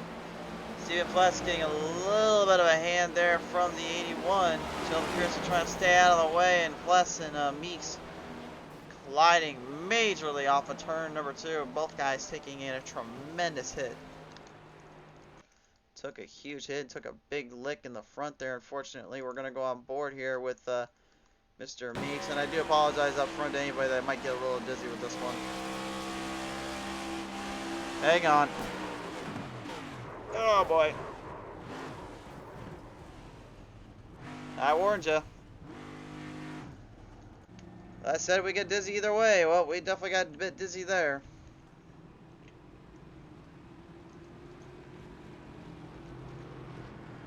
Well, there is one driver we have not talked with here yet that we're going to get off the list here. The last remaining driver, at least on the call list, that will talk with us. And, of course, there's the 76 Caleb Forsyth. And, Caleb, this fire department coffee car, man, has not been given a fair shake or a bit of a bare run. But you have still continuously come out here and try to fight.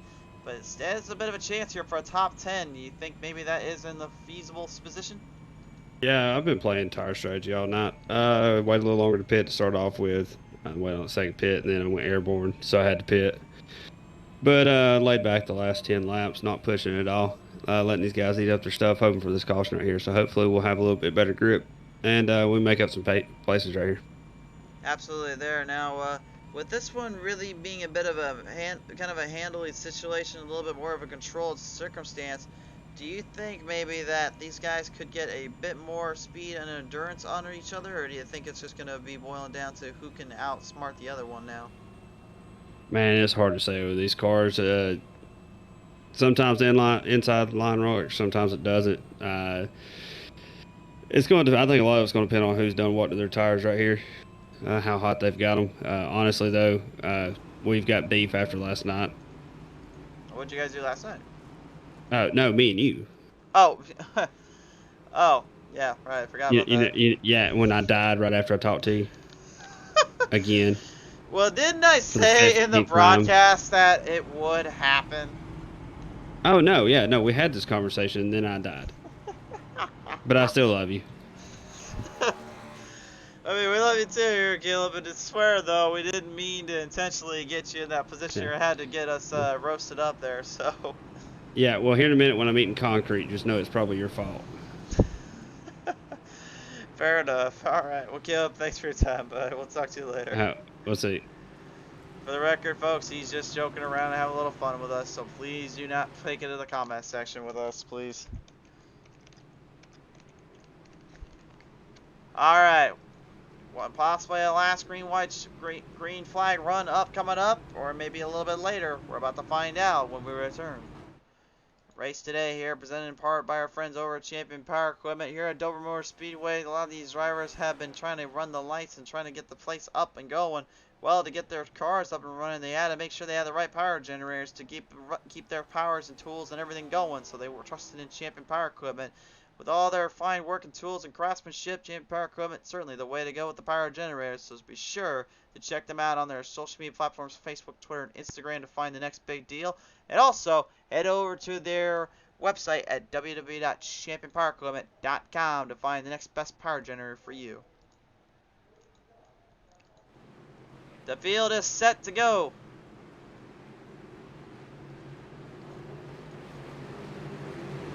Boyd Hagen, Kyle Myers, Lorenzo, Janzik, all intuitively looking for a start.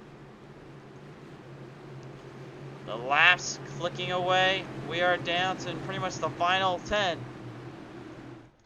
Do any of these guys have anything left under the hood? Off of corner 4, we're about to find out. Green flag back out.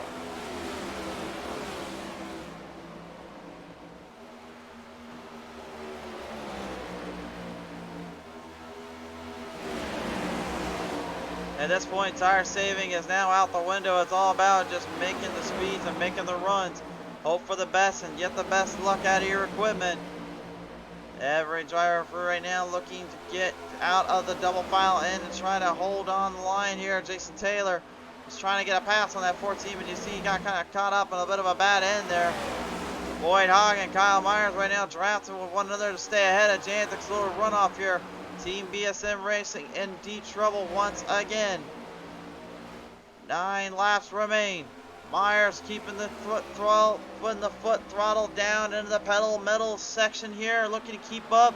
Lorenzo and Janzik, they're right in it though as well. It's 3 Wide Motorsports, Oval Sim Performance, and BSM Racing right now in this team hunt, in this battle for supremacy.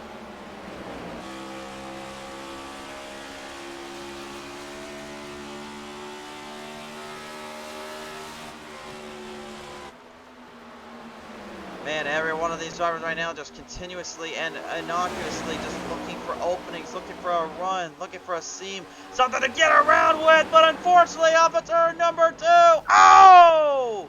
Huge hit into the 8 of Sheldon Pearson by the 34 of Robert Lawrence, and unfortunately, the bad luck just continues for one Sheldon Pearson, and Robert Lawrence finds himself the one that gives him the death nail.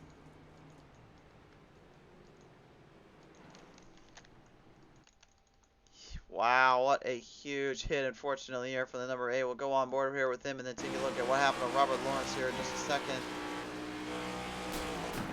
You can see he's trying to avoid it, stay in the throttle, but that did not go as planned. Take a look at the onboard camera here of Robert Lawrence, see what happened exactly here and see what caused him to get loose.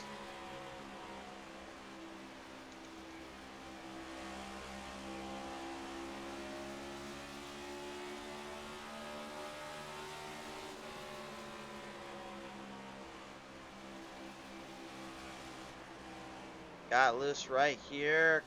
Car tries to come to a solid state, a solid position, but that did not end up being the case.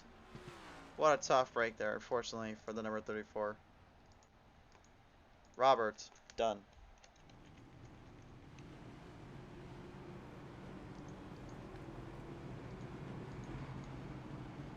So now, race fans, this is starting to be pulled up more towards a green-white checkered scenario. So if we do go to a green-white checkered scenario, if you've never seen a green-white checkered here on Pizza Race TV before, how it works out is very simple. We go green for one lap, we then go to the white flag the next, and finally bring checkers out after that. It's a very unique and subtle circumstance to be put into, and it's a very tough call to really find yourself in. But those that can hit up with speeds and those that can hang on just a little bit longer will be the ones to take full aim and advantage here.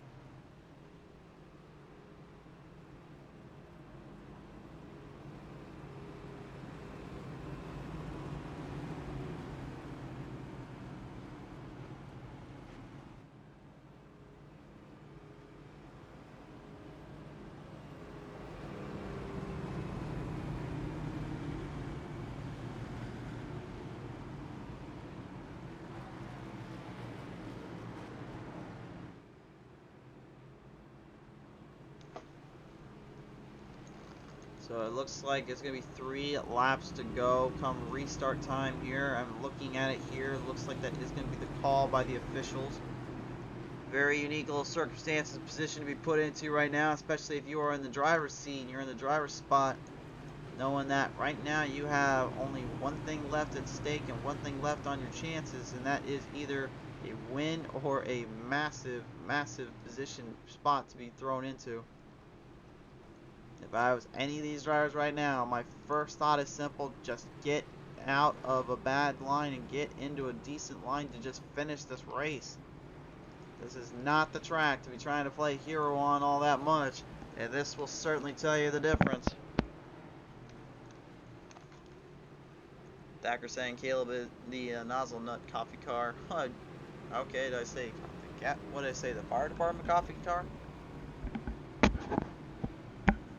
I thought it said the fire department coffee car on that thing.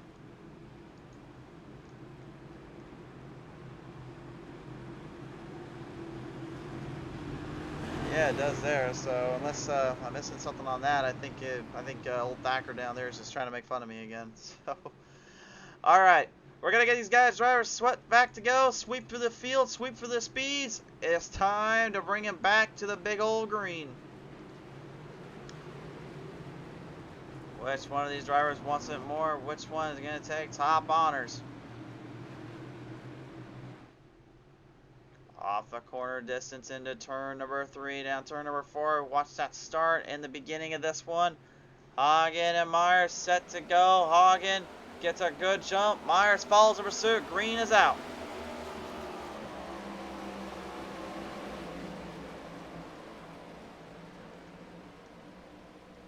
Pacing through the field into the distance here. Jantic and Harris actually moving a couple spots up ahead of Ryan Lorenzo here. Lorenzo having a little bit of a time to get around these tracks and get around the speed, as we now have only 2 laps to go. Green flag high in the air this time on by.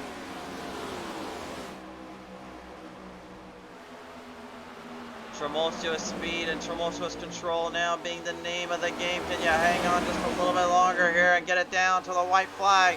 Oh yes they will. Oh yes they can. 2 to 1. White in the air. High above. The drivers will lead it in. They're going to finish this in a green. Eli Child right now looks like he's going for one last overtake here. Dan Starner went straight for the bottom. Couldn't quite get it to go. Christian Wilcox hanging on there, and Jantic getting right up ahead of Kyle Myers.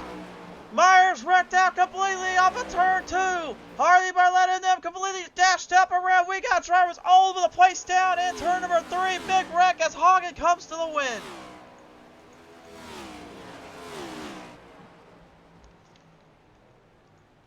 Oh my goodness, my goodness. And the bad luck continues for that 9 of Childs, and Taylor, Jantic, and all them take a bit of a run off on that one too. What a mess and a pile up on I-235 here. But nevertheless here, your race winner at Dover, give it to the champion Power Equipment 96. Boyd Hagen seals another deal.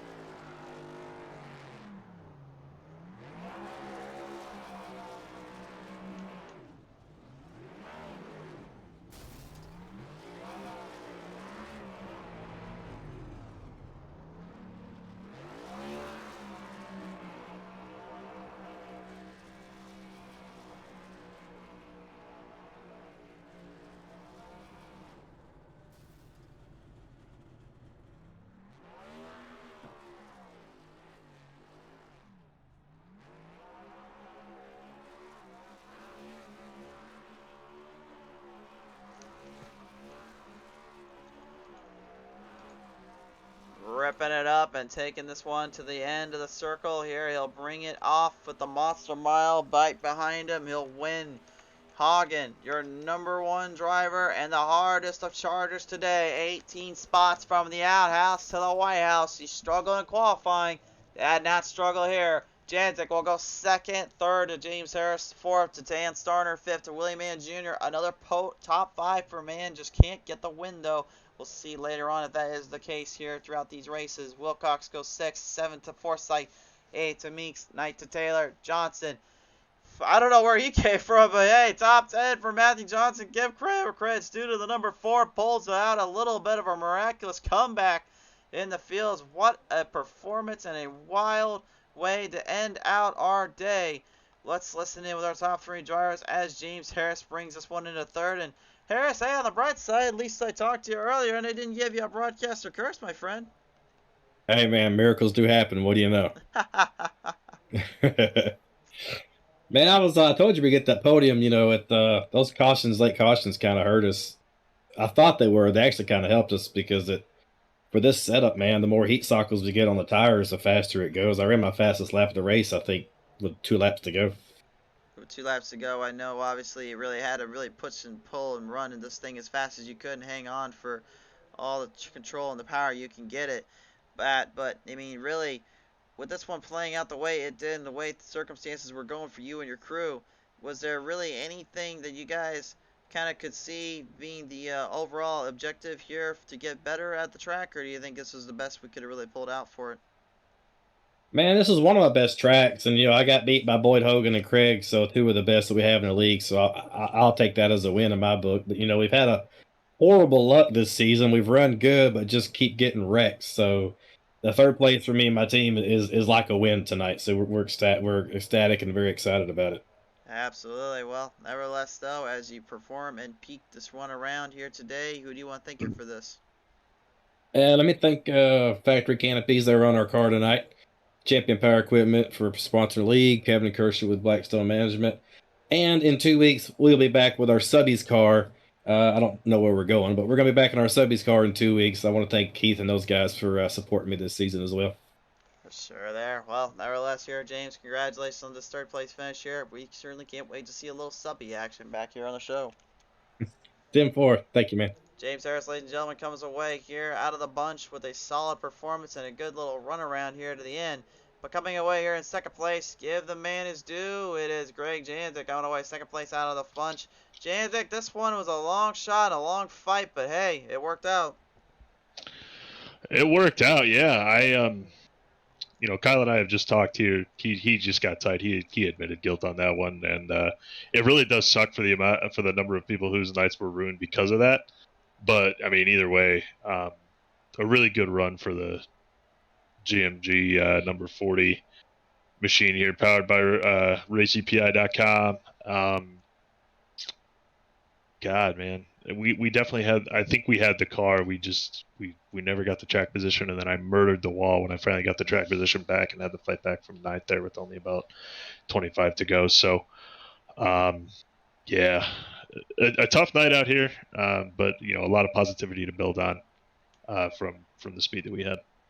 For sure there. I know had a lot going on, had a lot of crazy times in between here, and that last wreck really just getting you guys all fluttered and chaotic there, but at the end of the day, we're able to avoid it, kind of stay out of trouble. Now, with the performance and everything now coming through, do you think when these guys get closer to the playoffs, things may get a little bit more crafty, a little bit more insane, or do you think they're going to keep watching themselves and be careful? It's not going to change, man. It's not going to get any lighter. It's not going to get any easier as we progress. I could certify that one to you. These guys come hard every week, and that's what we appreciate about it. Boyd, Kyle, everybody at Reaper Speed Lab and Legacy Esports always show up and give their 100%. And they never have to, right? I mean, we're just a bunch of guys out here trying to get our wraps with this car, and they show up, and we have a good gauge of how competitive we are week in and week out, and I think that runs like tonight, despite the fact that we fired off well and then we struggled in the mid and finally got our feet back under us at the end, show that we're here, and the Team Conti guys with Race EPI are we're the real deal, and that. Going forward, that's what I like to look at and take away from these races. Now I know, like we said, it's not going to get any easier. Boyd's not going to stop winning races, and we're ready for that. Certainly not indeed, but hey, nevertheless, it is still a second place finish for you and your crew, and obviously some more points to add on to the grand total of things. So who do you want to thank for this all? Yeah, gotta thank, of course, Champion Power Equipment. Green Mountain Grills jumped on the car this week. I think I'll have a couple more races with them upcoming, which is awesome. Really love this car. Again, I think it's the best looking car I've ever driven. Shout out to Fresh Juice iRacing Designs, Christian Wilcox for this one. RaceEPI.com for all your iRacing performance and apparel needs. You guys at PTM for the amazing broadcasts as always. And, the whole league admins for all that they do, and all my guys at Olsen Performance, putting in the practice that we need to get good team finishes as well is crucial for every week. Absolutely. Well, Janzik, nevertheless, though, a good day and a half for you and the crew. Congratulations here at the Monster Mile. Thank you, brother. Make it a good night. You too. Greg Janzik, ladies and gentlemen, the 40 coming away here second, only to this man today in the number 96 Champ Power Equipment machine, Boyd Hagen, back in the winner's circle. And Hagen, once again, sir, just completely taking notoriety and making everybody be put in their place. The 96 Champ Power Equipment machine just floors the field and takes this one home for another win.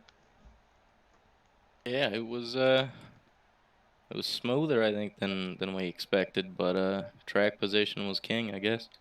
It seemed like it was indeed. Now, I know you had to start literally back 18 spots in this field and in this run, yet here you are going for broke, going for big here on the first run to the last run, and it seemed like when you went out and decided to put this thing into the front end there by not going into pit road, that was what kind of sealed the fates of the other drivers. Really, any comment on that end then? Yeah, it was just, I don't know, all week last week it kind of seemed like track position kind of outweighed about every other variable. Plus, Vicente and Dave, I know, busted ass on the car, and I was kind of just hoping that we'd go about 10 or 12 laps and get another caution, and everybody else would pit and use the set, and we could just get the track position. And then luckily, I mean, something similar to that kind of worked out, and then Kyle and I were able to get to 1-2, and they couldn't get back by us after that.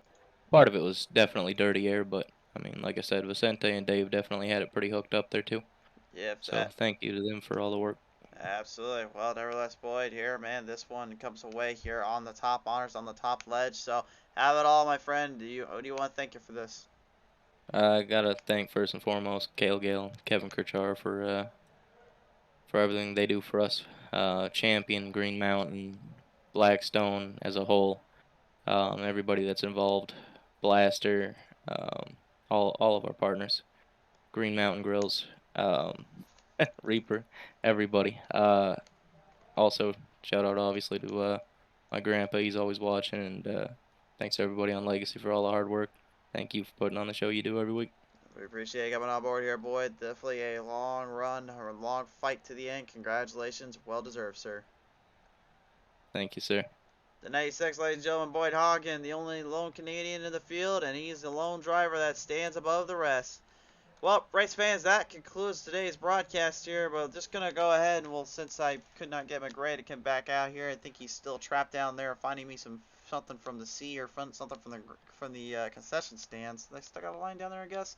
Anyway, looking at this overall picture here, the way we saw the Monster Mile and the dirty air that kind of formed in a little bit, that was something I definitely missed a little bit today, which was how difficult was it to kind of get around that dirty air in that pressurized zone that the Monster Mile kind of brings in. And this being a mile-long track, you wouldn't think it'd be that big of a deal, but it certainly was indeed. And these Champ Power Equipment Fast Fun Cup Series definitely got laid a little bit out for that. So I guess my final thoughts is this. We had a mile-long track to try to act a little bit more like a mile and a half. Well, what happens when we bring these guys to an actual mile and a half? Well, we'll find out here in about 2 weeks. May 17th, Kansas Speedway is next on the roster.